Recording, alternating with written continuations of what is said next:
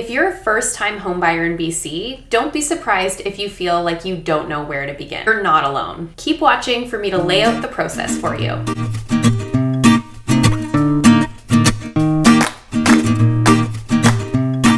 Thanks for coming back to my channel. I'm Rita, and I'm a Nanaimo-based realtor who moved here myself in 2021. So from a consumer perspective, the process is still very fresh. My brokerage, Macdonald Realty, has a very handy infographic laying out the process, which I will elaborate on in this video, but I'll also include in the video description below. Keep in mind that I'll be summarizing the process of home buying, and the information I'll be providing in this video is for British Columbia only. The first question you might have already asked yourself is, am I financially ready to own my own home? Your realtor will be asking you what your budget is, and the best way to know this is to speak with your financial institution and get pre-approved for a mortgage amount. They'll do this by factoring in your income as well as your gross debt service ratio. So I'm not a financial specialist and won't be elaborating too much on this process, but the CMHC website has a nifty little calculator which I'll include as well in the description of this video. Not only will you be looking at getting pre-approved, but you'll have to calculate how much to set aside for a deposit, typically 5% of the purchase price. If you're putting down 20% or more as a deposit, you'll need to qualify for a stress test. This is the grader of the Bank of Canada's benchmark rate or your bank's mortgage rate plus 2%. This is because your mortgage will be uninsured and they want to make sure you can cover your monthly payments.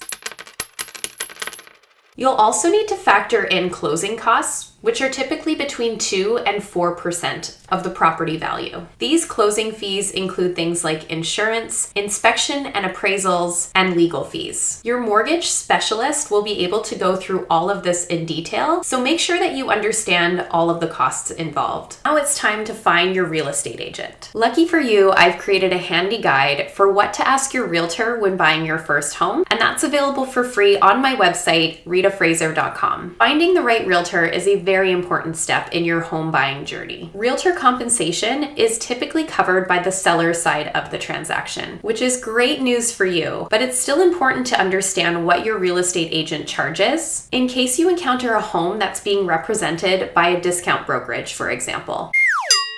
Should you decide to work with the realtor you've interviewed, they'll go over certain disclosure documents with you. One of these documents is the brand new home buyer's rescission period, which I'll cover later in this video. Once it's game on and you've found the realtor that you like and trust, they'll set you up on whatever search platform they're using. This involves search criteria preset by you so that you can have listings sent to you directly to your email inbox. Create a list of homes that match what you're looking for and set up a time with your real estate agent to view them. It's best to have these appointments set up with 24 to 48 hours notice minimum as a courtesy. Your realtor will give you valuable advice on areas that you'll be viewing and be able to get you any additional property information you need to help you make the most informed decision. So you've found the home you love and it's time to make an offer. This part can be scary and exciting all at the same time. Your realtor will be there to guide you every step of the way so that you feel like you're putting your best foot forward during the negotiation process. Besides price, other things can be written into your contract as subjects, which means should the seller accept your offer, there are additional items that need to be fulfilled before the offer is completed. And these can include things like home inspection, appraisal, and financing. When writing your contract, it's also important for you and your realtor to go over included and excluded items in the home, such as appliances and window coverings.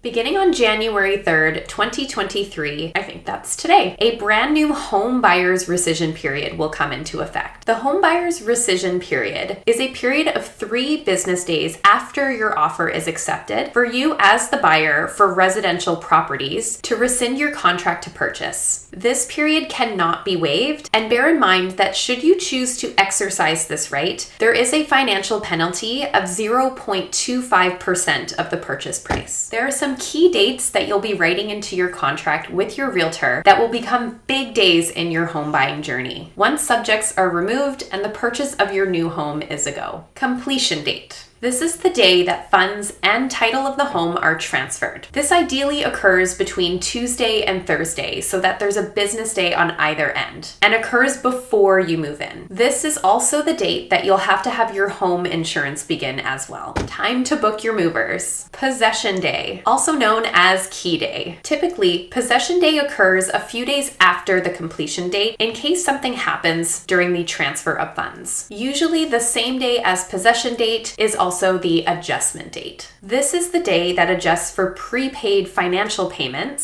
such as taxes, which cover the entire year, or strata monthly fees. I've left some more helpful tips in my video, Moving to Vancouver Island, BC checklist, which you should definitely check out next. I hope this has helped you figure out some of what you'll encounter when purchasing your first home. Thanks so much for watching, and I'll see you next time.